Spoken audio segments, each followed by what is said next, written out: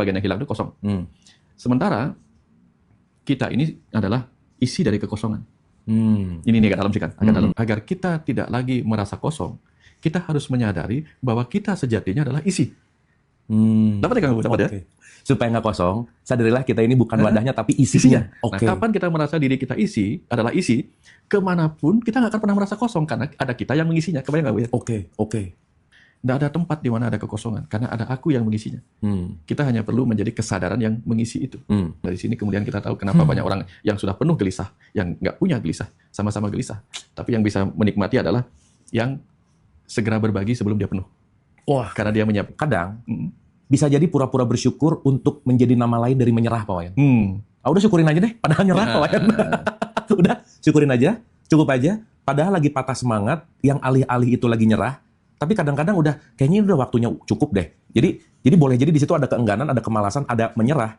Tapi dibalut dengan kata-kata bersyukur dan cukup gitu. Gimana mengatasi itu, Pak Wayan? Kang Bu, dari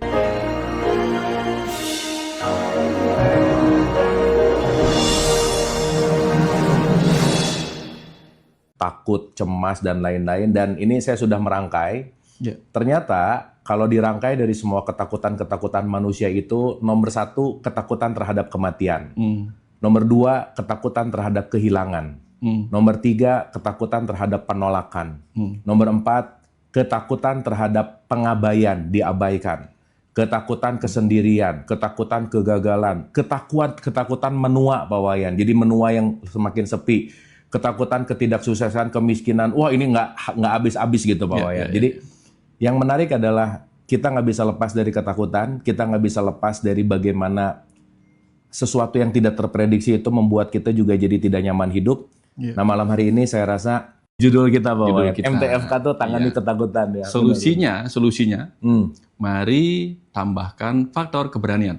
Mari MTFK tambahkan juga. faktor keberanian. Wah, keren.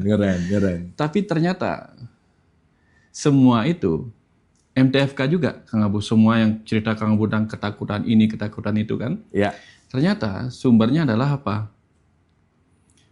MTFK muncul karena takut kehilangan. Semua tentang takut kehilangan.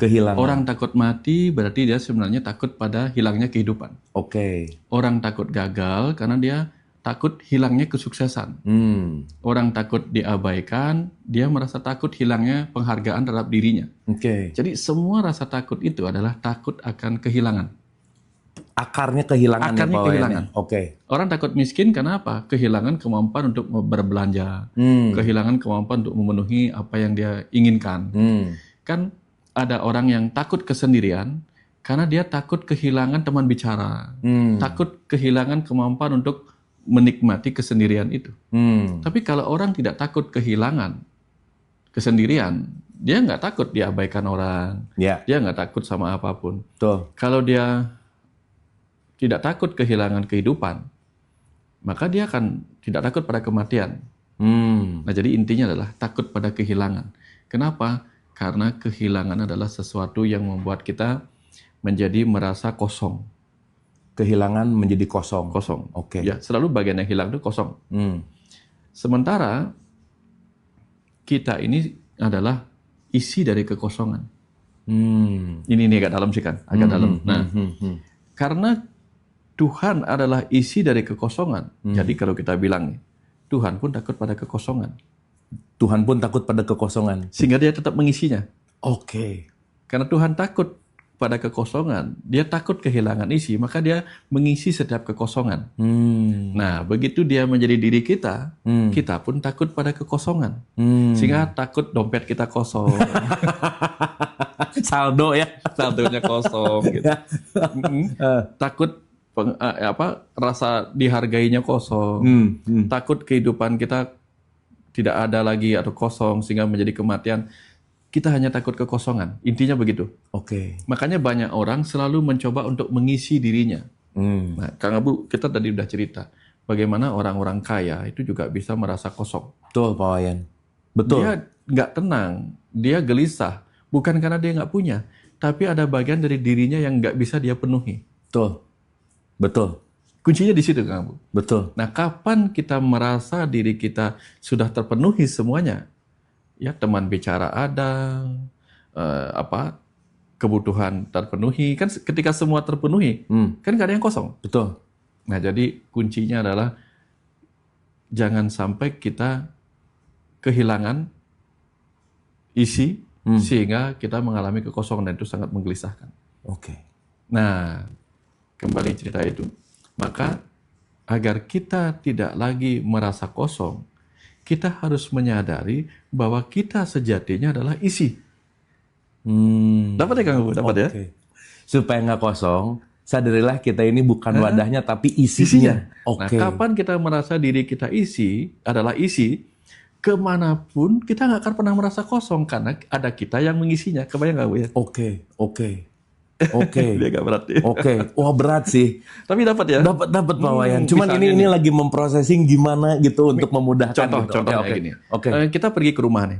Kita pulang, nggak ada siapa-siapa di rumah. Ketika kita bicara nggak ada siapa-siapa di rumah, kita akan merasa kok rumah kosong ya. Tapi ketika kita sadar, oh bukan kosong, aku yang ada di rumah. Karena aku isinya. Aku isinya. Gitu. Nah, kalau sudah demikian, makanya kita nggak akan pernah merasa kosong. Kita dompet kosong, nggak punya uang. Oh enggak, akulah yang bisa mengisinya. Kan yang ngisi dompet kosong kita kan kita. Benar. Tinggal kerja aja kan. Benar. Nah, artinya kalau nggak kerja minta aja gitu. Minimal ada kita yang bisa mengisi itu. Ya, apa sih yang sebenarnya kosong? Sadar di sini, kemudian kita akan mengerti bahwa tidak ada tempat di mana ada kekosongan, karena ada aku yang mengisinya.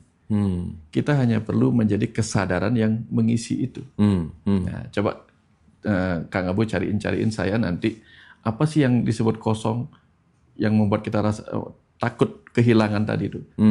Nanti saya akan mengisinya dengan cara sebuah sudut pandang. Apa misalnya gitu. Coba Kang Abu cari. Contoh gini Pak Wayan ya. Contoh nih ya. Ini kita bicara kasus yang real Pak Wayan ya. Yang tadi saya cerita di mobil sih sebenarnya, bahwa saya pernah banyak ketemu orang di level bawah banget sampai level tinggi banget Pak Wayan. Dimana saya pikir kalau hidupnya udah uangnya cukup, hartanya melimpah, rumahnya nyaman banget, cukup gitu. Oke gitu. Gitu ya, dan di level itu kayaknya udah nggak ada masalah gitu Pak Wayan. Tapi faktanya sering banget ketemu orang yang lebih dari cukup, berkecukupan, berkelebihan, tapi tetap merasa kosong Pak Wayan. Dia kalau mau diomongin punya apapun punya, tapi ada satu missing yang ngebuat dia bahwa aku ini hampa, aku ini kosong, padahal semua orang pengen kayak dia gitu Pak Wayan. Itu yang beneran diharapkan, diimpikan, pengen punya segala. Tapi di satu sisi saat mencapai titik itu, yang terjadi adalah kehampaan dan kekosongan, dan dia ngerasa nggak punya apa-apa gitu. Gitu Pak Wayan contohnya sih. Ternyata orang miskin merasa kosong, orang kaya juga merasa kosong. Iya Pak Wayan. Nah, analoginya kayak gini Kang Abu. Ini ada gelas nih. Gelas yang tidak terisi air.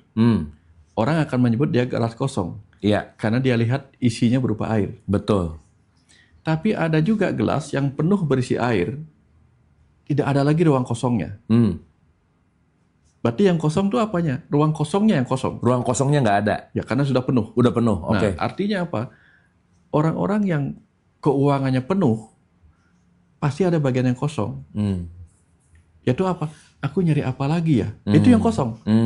Kalau yang nggak punya uang, nyari uangnya yang isi uangnya yang kosong, sehingga dia harus dia penuhi. Begitu penuh, nggak ada lagi ruang kosong untuk diisi. Nah kan jadinya itu juga kosong. Betul. Nah ini yang menyebabkan kenapa dalam ajaran Bhairava misalnya tantra, banyak orang diajarkan memenuhi ini ilmu kirinya, memenuhi semua.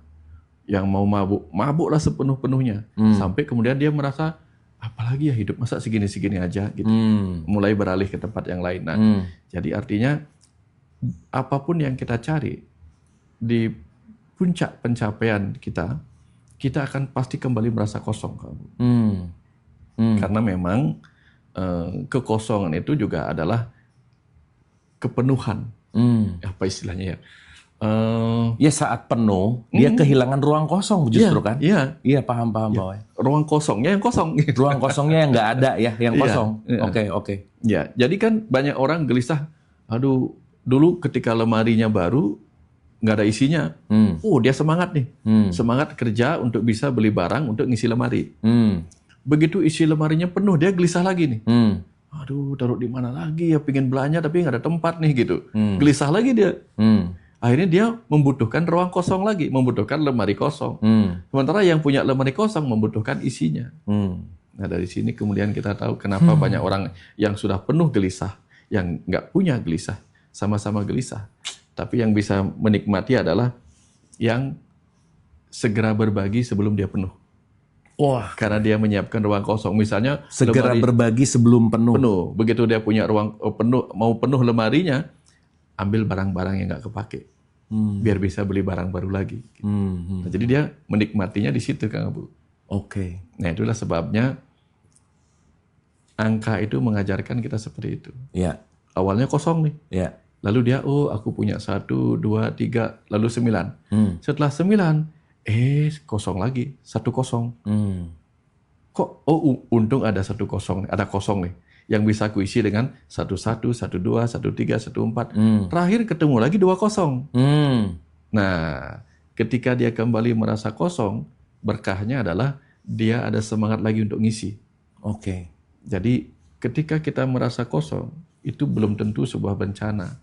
Jangan-jangan itu berkah yang memanggil kita untuk semangat lagi nih.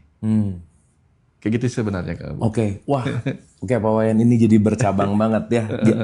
Saya pengen masuk gini Pak Wayan. Kadang kita tahu mana cukup dan bersyukur. Iya. Tapi di satu sisi, saat mungkin kita merasa cukup dan merasa bersyukur, justru kita tidak mendalami potensi yang lebih dalam diri kita gitu. Contoh Pak Wayan. Iya. Ada sering banget orang ngomong, udah kurang apa lagi sih? Masih pengen ini. Di satu sisi katakanlah ini dalam progres saya di akademis gitu ya Pak Wayan. Sebenarnya nggak harus ngambil S3 juga nggak apa-apa sih gitu. Tapi di satu sisi apakah itu datang dari kekosongan saya, ketidakbersyukuran saya atau ketidakcukupan saya bahwa saya pengen terus untuk nambah lagi yang mungkin nggak akan selesai. Tapi di satu sisi saat cukup pun ini ada potensi gitu Pak Wayan. Iya. Sederhananya adalah di mana titik di mana potensi harus dipush dan aku tetap cukup bersyukur, itu kan tipis gitu Pak Wayan. Ya. Gimana tuh Pak Wayan? Ketika Kang Abu naik sepeda atau naik mobil lah, pernah nggak Kang Abu tarik rem tangan untuk berhenti? Ya, kalau lagi mau, ya, kalau lagi nyetir di tol ngebut, lagi di perjalanan. Kang Abu pernah nggak langsung narik rem tangan? Alih-alih pakai rem langsung kaki. Gini dong, nggak mungkin. Pasti remnya pakai rem kaki. Betul. Rem kaki itulah cukup. Apa arti rem kaki cukup? Dia hanya sedang mengurangi lajunya. Oke. Tapi bukan menghentikan. Oke. Rem tangan hanya dipakai ketika berhenti. Oke.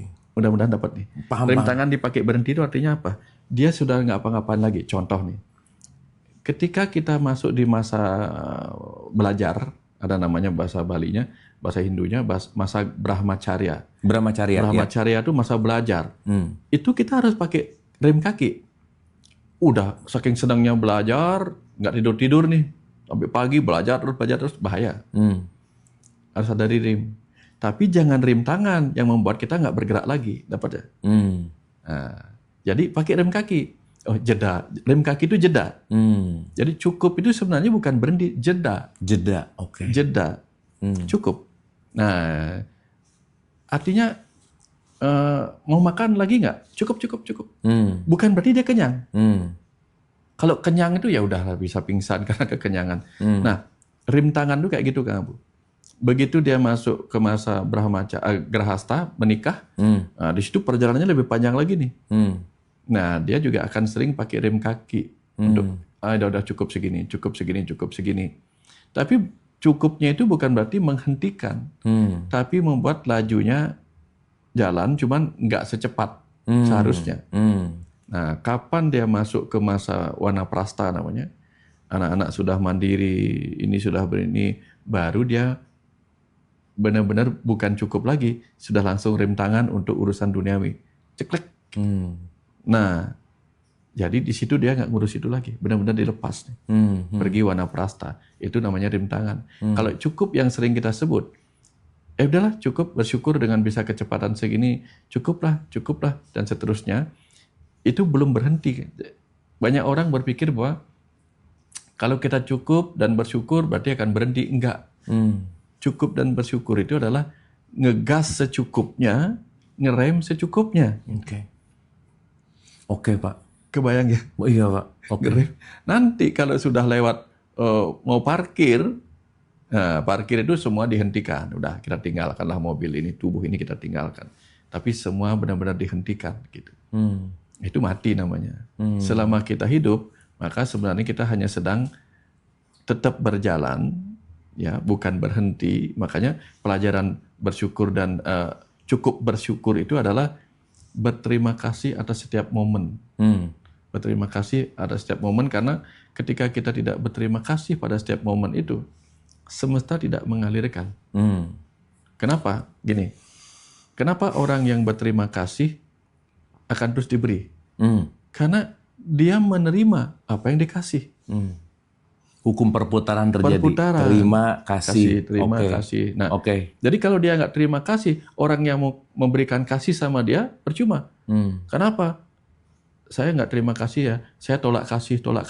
Ya gimana caranya memberi kasih kepada orang yang menolak? Kasih hanya bisa diberikan kepada yang berterima.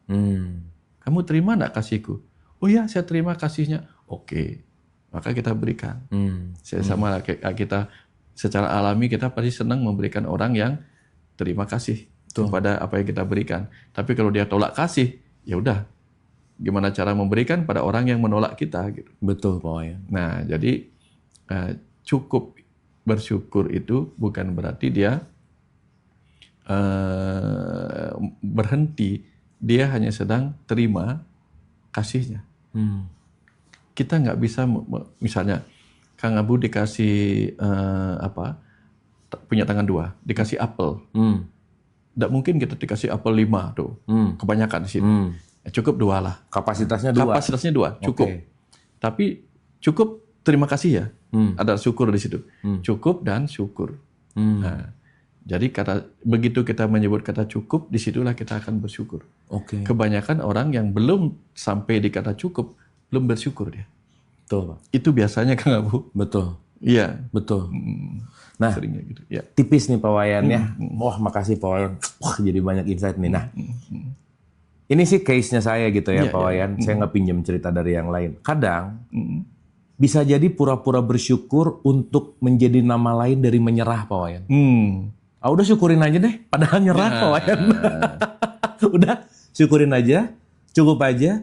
Padahal lagi patah semangat, yang alih-alih itu lagi nyerah. Tapi kadang-kadang udah kayaknya udah waktunya cukup deh. Jadi boleh jadi di situ ada keengganan, ada kemalasan, ada menyerah. Tapi dibalut dengan kata-kata bersyukur dan cukup gitu. Gimana mengatasi itu, Pak Wayan? Kang Abu, dari kita dapatkan jawabannya dari sebuah kata. Begitu kita menyebut kata sudah, artinya apa? Selesai. Ya. Rem tangan. Oh, rem tangan. Sudah deh, bersyukur aja. Kan tadi ada kata sudah deh, gitu. Bener sih. Bener, Pak Wayan. Kita menyelesaikan itu. Bener. Kalau kita bilang cukup, terima kasih, gitu. Itu belum sudah. Ya, belum sudah. Cukup, terima kasih, belum sudah. Sudah deh. Nah, berarti kita sudah menghentikan itu. Menghentikan padahal itu belum cukup. Betul. Kita belum benar-benar merasa cukup, tapi hanya menghentikan saja karena merasa tidak akan diberikan lagi. Udah deh gitu. Ya, kan banyak, makanya saya sering bilang, orang yang mengatakan, ya udah deh sabar aja. Nah, itu baru sabar-sabarin. Pura-pura. Udah deh syukurin aja. Nah, itu pura-pura. Sudah deh berarti dia udah nggak mau lanjut lagi. Sementara cerita tadi, cukup dan terima kasih itu adalah rem tetapi tetap melaju. Karena dia hanya rem kaki untuk mengurangi ambisi. Kan kalau ngebut itu kan anggap ambisi. Ngerem itu kan seperti mengurangi ambisi. Gitu. Tapi bukan berhenti. Tapi kalau katanya sudah deh, nah, dia sudah ada putus asa di situ. Sehingga mencoba untuk mengalihkan apa yang belum didapat dengan apa yang sudah didapat. Dia mencoba mensyukuri padahal dia masih berharap di situ nih. Gitu. Betul. Dia hanya berpaling ke arah di belakang gitu. Oke. Ya intinya jangan cepat-cepat ngangkat rem tangan kali ya Pak Wayan ya. Itu menarik sih. Jangan. Nah, balik ke ketakutan Pak Wayan. Salah satu ketakutan tadi adalah kehilangan. Ya. Kehilangan ini justru akan menimbulkan sebuah kemelekatan. Entah kenapa Pak Wayan lagi sering banget dapat cerita bahwa kalau saya nanti menua, nggak ada anak-anak yang take care, nggak ada anak-anak yang dalam tanda petik memperhatikan hidup saya gimana gitu. Yang akhirnya kita tahu bahwa anak-anak juga punya hidupnya sendiri. Benar. Yang tanpa disadari Pak Wayan, kadang-kadang maaf ya ini terjadi pada fakta yang terjadi soalnya saya ngambil fakta gitu.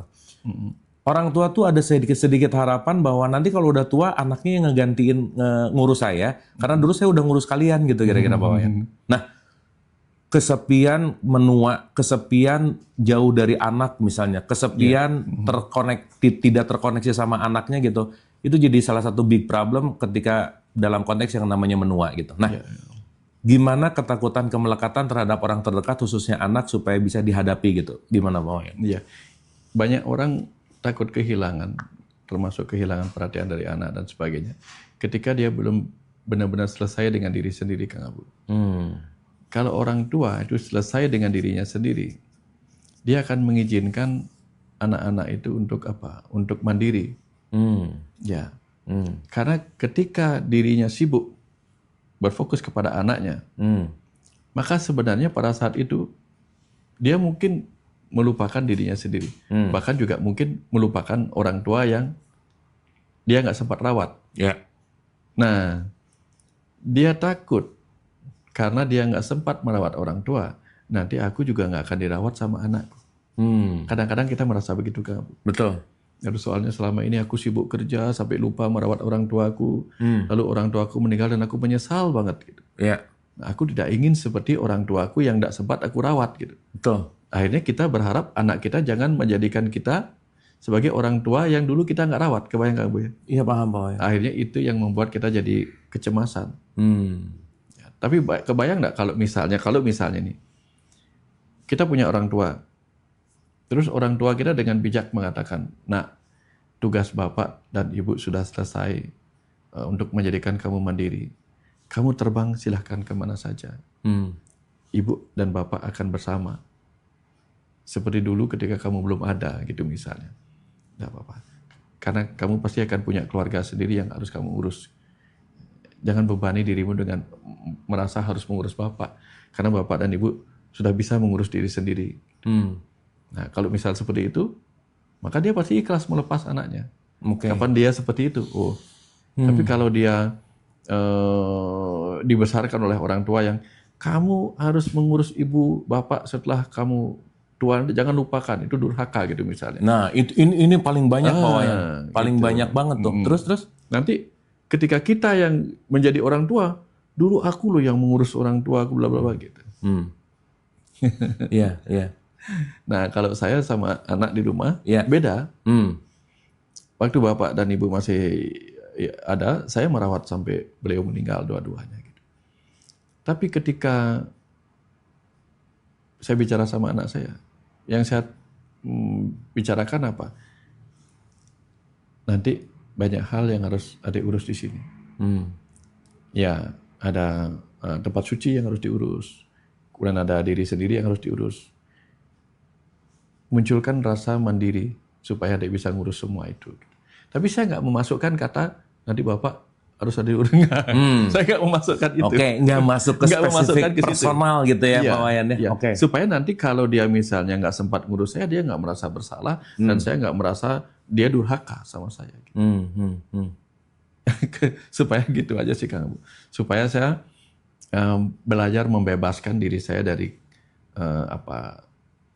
kebutuhan akan perhatian siapapun. Karena ketika dia menua, membesar, nanti mendewasa, kan dia juga punya hidupnya sendiri. Betul. Yang harus saya hormati sebagai orang tua. Gitu. Dan akhirnya bisa jadi beban gitu Pak Wayan. Dia punya hidupnya sendiri. Double beban. Terbebani bahwa saya juga harus ngurus orang tua gitu misalnya. Kebayang nggak Kang Abu? Dia ngurus saya sebagai orang tuanya, dia ngurus dirinya sebagai orang tua, dia ngurus orang tua pasangannya, tambah beban dia, kasihan. Benar. Di sini merasa ditekan, kamu durhaka sama sama ibumu sendiri.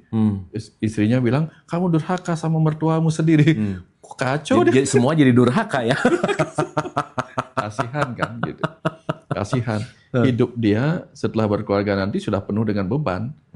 Kalau saya menambah beban tanggung jawab kayak gitu lagi, beban moral kayak gitu kan berat, kasihan. Betul. Bagaimana kita bisa menyebut diri kita mencintai anak kita ketika kita membebani dia dengan itu harus gitu. Pak Wayan, saya jadi ingat ya, orang tua tuh mungkin nature-nya sayang sama anaknya. Iya. Tapi sayang dengan cara mengikuti keinginan dia yang kejadian di anaknya gitu Pak Wayan. Iya. Karena dia merasa bahwa takaran ibu bapaknya yang terbaik tuh gini ya nak, padahal belum tentu cocok sama takaran anaknya. Oh iya. Jalan yang terbaik ke situ ya nak, padahal belum tentu cocok sama benihnya gitu. Yang akhirnya ya itu mungkin muncul dari ketakutan-ketakutan tadi kali ya Pak Wayan ya. Karena itu yang saya bilang tadi Kang Abu. Ketika orang tua sudah selesai dengan dirinya sendiri, PR-nya nggak akan diserahkan kepada anaknya. Wah, keren. Kalau udah selesai, PR-nya nggak akan dikasihin. Wah, keren banget Pak Wayan. Kan kadang-kadang kalau orang tua itu belum selesai dengan dirinya sendiri, dia ngomong apa? Jangan kayak ibu bapak dulu begini. Tadi dia belum selesai dengan dirinya sendiri. Ya, kalau bapak ibu sudah beres sekarang. Sekarang kamu bapak harapkan bisa mencapai melebihi bahkan. Ya, melebihi. Nah, bagaimana anak bisa melebihi pencapaian kita kalau dia selalu ada di bawah bayang-bayang kita? Gimana caranya kamu? Setiap pohon akan menebarkan benihnya jauh dari induknya. Supaya dia bisa mencari cahayanya sendiri. Begitu pohon diciptakan, anaknya tumbuh di bawahnya dan kehilangan kemampuan untuk berebut cahaya matahari, mati dia. Makanya ada pohon buah yang sengaja buahnya dijatuhkan supaya dimakan sama burung atau dimakan sama tupai, sehingga tupai bisa membuatnya menyebar jauh dari induknya. Di hutan bakau, Kang Abu, ada pohon bakau yang buahnya sengaja dibuat mengapung sehingga dimakan sama ikan sambil didorong menjauh. Begitu habis bahan pengapungnya, kulit pengapungnya itu dia jatuh di lumpur tapi jauh dari induknya. Itu caranya. Wah, keren. Alam itu. Emang dijauhkan itu tuh memang salah satu Dijauhkan. untuk cahaya tadi ya. Itu kena banget sih Pak Wayan. Pernah nggak Kang Abu lihat pohon yang begitu buahnya jatuh, dia seperti kayak apa? Muter kayak, nggak tahu saya lupa namanya. Iya, tahu. Tujuannya apa? Supaya dia jatuh jauh dari induknya. Kang Abu lihat pernah pohon kapas nggak? Iya. Kapas kenapa berbulu ringan? Supaya dia bijinya jatuh jauh dari induknya. Dan justru dengan jauh dari induknya dia bisa tumbuh di situ, dia bisa tumbuh kembang di situ, bisa memberikan kehidupan di situ gitu ya. Dan hanya manusia yang ingin anaknya dekat dengan dirinya. Hanya manusia ya. Ya manusia. Wah Pak Wayan, jangan jauh-jauh ya dariku. Ini menjawab banget sih Pak Wayan. Ya maksudnya kan kita semua berdasarkan ya balik lagi sesuai dengan kapasitas. Nah, saya mau masuk ke tadi kalau dari list ketakutan yang nomor 1 Pak Wayan. Dan saya pengen mengkomparasi sedikit supaya nanti kita bisa paham. Contoh Pak Wayan, saya tuh sering nanya. Kalau dengar kata mati, apa yang akan terbayang? Semua takut Pak Wayan. Iya. Kalau dianalisa lagi, ternyata dalam perspektif apa yang pernah saya telah dan teliti gitu ya. Orang takut mati bukan karena matinya, tapi karena narasi tentang kematian yang disampaikan ulang-ulang ke alam bawah sadarnya. Benar. Bahwa nanti abis mati akan ada neraka lah, yang dimana kalau nanti itu ada jembatan yang tipis banget jatuh masuk api, kalau salah dikit nanti lidahnya digunting apa. Menjadi sebuah narasi tentang kematian yang dalam tanda petik ditakuti gitu Pak Wayan. Di satu sisi, kematian nggak bisa ditolak, nggak bisa dihindari. Nah, ini tuh narasi menarik gitu ya. Dalam perspektif agama mungkin jadi takut tapi bisa jadi sadar. Tapi yang menarik adalah takut berlebihan, nggak sadar-sadar. Akhirnya dia menolak kematian gitu. Di stage atau di peringkat nomor 1 tentang yang namanya ketakutan kematian, gimana perspektif Pak Wayan tentang ini semua Pak Wayan? Saya di tahun 2001 sudah mendapatkan pengetahuan lewat automatic writing tentang kematian dan seterusnya Kang Abu. Bahkan narasi-narasi tentang neraka itu, yang dimana katanya kita kalau kita jahatnya kayak gini, nanti kita diikat di pohon, daun-daunnya berupa pedang-pedang yang tajam, segala macam. Mengerikan waktu itu gambaran SD saya waktu tentang itu. Tapi seiring saya bertumbuh logika, otak saya kemudian menggambar ulang, memaknai ulang. Oh, maksudnya seperti ini, seperti ini, seperti ini.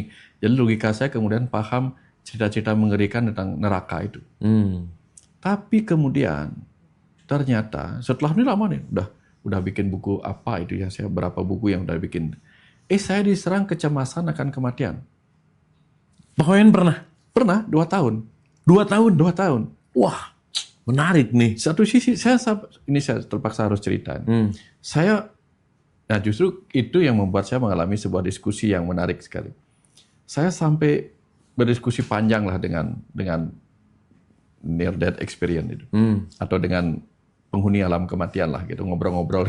Yeah. Jadi saya sampai diberikan sebuah pesan. Udah jalan aja apa yang kamu takutin. Tapi saya mengalami pergolakan psikosomatik gitu. Karena cemas pada kematian itu. Tapi saya cemas pada kematian, tapi saya menantang kematian. Oke. Contohnya begini. Saya menantang kematian. Contoh. Kecemasan saya mengatakan, aduh pada saat mandi ini Kang Abu. Ini kalau saya mandi, ini airnya dingin, saya bisa mengalami kematian karena cold stroke. Tapi kemudian saya lawan. Itu tuh tiba-tiba muncul? Tiba-tiba muncul overthinkingnya, tapi saya lawan. Ya udah mati aja dah. Saya ambil airnya, saya siram, saya gurut, nggak mati. Nah, terus tiap malam sebelum tidur, aduh kasih nggak ya nomor PIN-nya? Siapa tahu besok saya nggak bangun-bangun lagi gitu kan? Kalau nggak repot ya. Repot. Tapi kalau nggak dikasih, jangan-jangan beneran mati. Tapi kalau dikasih, berarti kita mengharapkan mati. Itu ada gejolak kan? Tapi ya udahlah saya tidur. Begitu bangun pagi, oh masih hidup. Jadi antara rasa takut dan rasa saya berani melawan itu muncul Kang Bu. Oke. Contoh misalnya, begitu saya keliangan begini, aduh jangan-jangan saya begini. Saya lawan. Saya langsung goyang-goyangkan kepala saya, udah mau apa kamu gitu. Pak Wayan, saya potong maaf banget karena saya penasaran banget. Apa yang men-trigger Pak Wayan bisa ketakutan banget terhadap kematian ini sampai overthinking? Triggeringnya apa? Trigger simpelnya.